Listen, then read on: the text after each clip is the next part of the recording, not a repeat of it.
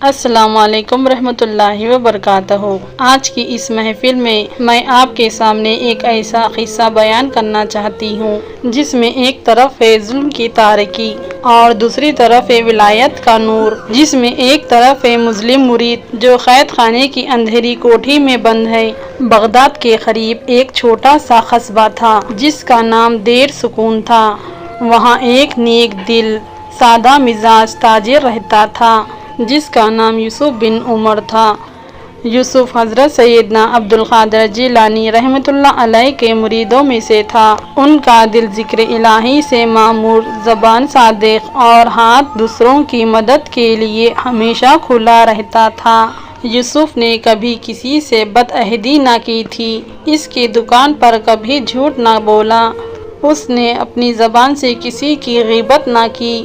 لوگ کہتے تھے یوسف کا دروازہ دستک مانگتا نہیں، وہ خود کھل جاتا ہے۔ اس قصبے پر ایک ظالم حاکم کا راج تھا جس کا نام جبار تھا۔ جبار دولت کا پجاری، غریبوں کا دشمن اور عالموں سے بغض رکھنے والا شخص تھا۔ اسے جب بھی خبر ملتی کہ کوئی دیندار شخص عوام میں مقبول ہو رہا ہے، وہ بے چین ہو جاتا، کیوں نہ کہ اسے ڈر تھا کہ لوگوں کا دل اس سے پھر جائے۔ یوسف کی نیکی اور اس کی مقبولیت کی خبر جب جبار تک پہنچی تو اس کے دل میں آگ بھڑک اٹھی۔ اس نے اپنے وزیر کو بلایا اور کہا، اس یوسف کو کچل دو، اس کی دکان، اس کا مکان اور اس کی عزت سب کچھ چھین لو، مجھے اس کی خوشحالی ناگوار ہے۔ وزیر نے پوچھا، حضور اس کا قصور؟ جبار نے خیخہ لگایا اور بولا، ظالم کو قصور کی ضرورت نہیں ہوتی۔ اگلے دن یوسف کی دکان پر سرکاری سپاہی آئے، انہوں نے تالے توڑے، مال لوٹا اور یوسف کے ہاتھ باندھ کر قید خانے میں ڈال دیا۔ اس کی بیوی اور بچے دروازے پر روتے رہے، کوئی مدد کو نہ آیا، کیوں نہ کہ سب جبار کے ڈر سے کانپ رہے تھے۔ یوسف قید خانے کی تنگ کوٹری میں اکیلا بیٹھا تھا، اندھیرا گپت تھا، سانس لینا مشکل تھا، چوہے دوڑ رہے تھے، مگر یوسف نے اپنے پیر و مرشد سے سیکھا تھا، جب آزمائش آئے تو سجدے میں جاؤ، فریاد نہیں شکر کرو، کیوں نہ کہ اللہ کی آزمائش بھی اس کی محبت کی ایک تصویر ہے۔ یوسف نے وضو کیا، پانی نہ تھا تو تیمم کیا اور سجدے میں گر پڑا، یا میرے پیر و مرشد، آپ جانتے ہیں میں نے کیا کیا اور کیا نہیں کیا، میں اپنے آقا کے وسیلے سے تجھ سے مانگتا ہوں۔ اس رات بغداد میں مدرسے قادریہ کے ایک کمرے میں حضرت غوث اعظم رضی اللہ عنہ تہجد کی نماز میں مشغول تھے۔ حضور غوث پاک کی نماز تہجد کوئی معمولی نماز نہ تھی۔ جب وہ سجدے میں جاتے تو ایسا لگتا جیسے پوری کائنات رک گئی ہو، جیسے فرشتے سانس روک لیتے ہو۔ ان کی آنکھیں بند ہوئی اور ان پر ایک کیفیت طاری ہوئی۔ انہوں نے دیکھا ایک اندھیری کوٹری میں اس میں ایک مرید سجدے میں کھڑا ہے، آنکھوں سے آنسو بہہ رہے ہیں، ہونٹوں پر حضرت شیخ عبدالقادر جیلانی رحمۃ اللہ علیہ کا نام ہے اور اس کے اوپر ظلم کا پہاڑ ٹوٹا ہوا ہے۔ آپ نے فوری طور پر ایک اپنی خادم کو بلایا اور فرمایا، ابھی قلم لاؤ اور کاغذ لاؤ، میرے مرید یوسف پر مصیبت آئی ہے۔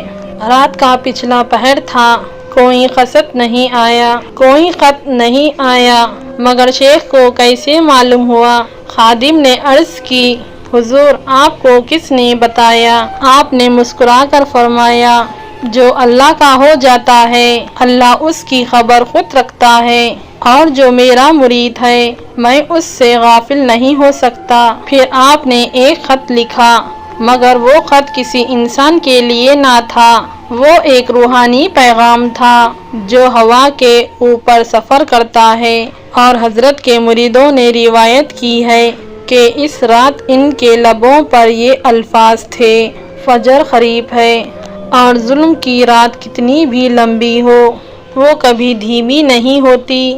حدیث مبارک، رسول اللہ صلی اللہ تعالیٰ علیہ وسلم نے ارشاد فرمایا، مظلوموں کی بددعا سے ڈرو، کیوں نہ کہ اس کے اور اللہ کے درمیان کوئی پردہ نہیں۔ صحیح البخاری حدیث نمبر 1496۔ اگلے دن صبح جبار اپنے دربار میں بڑی تکبر سے بیٹھا تھا۔ درباری اس کی تعریفیں کر رہے تھے، شراب کے جام بھرے جا رہے تھے، مگر اچانک ایک غیبی واقعہ ہوا جس نے سب کو ہلا کر رکھ دیا۔ جبار کے سینے میں ایک عجیب درد اٹھا، ایسا درد جو اس نے زندگی میں کبھی محسوس نہ کیا تھا۔ وہ کرسی سے اٹھا، چیخا اور زمین پر گر پڑا۔ حکیم بلائے گئے اور سب نے دیکھا، سب نے ایک ہی بات کہی، ہمیں اس درد کا کوئی سبب نظر نہیں آتا۔ جبار رات بھر تڑپتا رہا، خوف، بے چینی اور ایک انجانا احساس جیسے کوئی غیبی طاقت اسے جھنجھوڑ رہی ہو۔ رات کو اس نے خواب میں دیکھا، ایک نورانی چہرہ، ہاتھ میں عصا، آنکھوں میں جلال اور شفقت دونوں ایک ساتھ۔ وہ ہستی اس سے فرما رہی ہے، اے جبار، جو تو نے میرے مرید پر کیا، تجھے اس کا حساب دینا ہوگا۔ جبار کی آنکھ کھلی تو وہ پسینے میں بھیگا ہوا تھا، اس کا دل کانپ رہا تھا۔ اس نے فوری طور پر وزیر کو بلایا اور چلایا، یوسف کو ابھی آزاد کر دو، اس کا سارا مال واپس کر دو، جلدی کرو۔ وزیر نے حیرت سے پوچھا، مگر حضور کیوں؟ جبار نے کہا، اور اس کی آواز میں پہلی بار خوف تھا، کیوں نہ کہ میں نے اس رات دیکھا کہ خدا کے بندوں پر ظلم کا انجام کیا ہوتا ہے۔ یوسف کو قید خانے سے رہا کر دیا گیا، اس کا سامان پورا واپس کیا گیا، بلکہ جبار نے اپنی طرف سے بھی کچھ مال دینا چاہا، مگر یوسف نے انکار کر دیا اور کہا، مجھے صرف وہ چاہیے جو میرا تھا، کسی کے ظالم کا معاوضہ مجھے اس کے مال میں نہیں چاہیے۔ یوسف نے گھر آ کر 2 رکعت شکرانے کی نماز پڑھی اور فیصلہ کیا، اب وہ بغداد جائے گا، اپنے پیر و مرشد کے قدموں میں بیٹھے گا اور ان کا شکریہ ادا کرے گا۔ کئی دنوں کا سفر طے کر کے جب یوسف بغداد پہنچا اور مدرسہ قادریہ کے دروازے پر دستک دی، حضرت غوث پاک باہر تشریف لائے اور یوسف کو دیکھتے ہی مسکرائے۔ یوسف بھی کچھ نہ بولا بھی نہ تھا کہ حضرت نے فرمایا، تمہاری آنکھوں نے جو رات گزاری وہ میں نے یہاں بیٹھ کر محسوس کی تھی۔ یوسف کی آنکھوں سے آنسو جھلک پڑے، وہ حضرت شیخ عبدالقادر جیلانی رحمۃ اللہ علیہ کے قدموں میں بیٹھ گیا اور بولا، حضور، میں سمجھ نہیں پایا، آپ وہاں تھے ہی نہیں، مگر آپ کی موجودگی میں نے ہر لمحہ محسوس کی۔ آپ نے اس کے سر کے اوپر اپنا ہاتھ رکھا اور فرمایا، یوسف، مرشد کا مرید سے رشتہ جسم کا رشتہ نہیں، روح کا رشتہ ہوتا ہے، مسافت دوری پیدا نہیں کر سکتی جہاں محبت ہو، اور جانتے ہو تم نے وہاں قید خانے میں جو صبر کیا وہی تمہاری اصل محبت اور ہمت تھی، میں نے تو صرف دعا کی، صبر تم نے کیا۔ آپ نے تھوڑی دیر آسمان کی طرف دیکھا اور پھر فرمایا، 3 چیزیں یاد رکھو یوسف، پہلا، ظلم ہو تو صبر کرو، بدلہ اللہ پر چھوڑ دو، دوسرا، تنگی میں شکر کرو، شکوہ مت کرو، تیسرا، ہر حال میں حسن ظن اللہ سے رکھو، کیوں نہ کہ اللہ وہی کرتا ہے جو بندہ اس کے گمان رکھتا ہے۔ لوگوں نے تعجب کیا، کیا وہی جبار جو علماء کو حقیر جانتا تھا؟ کیا وہی ظالم بادشاہ جو خدا کو نہیں مانتا تھا؟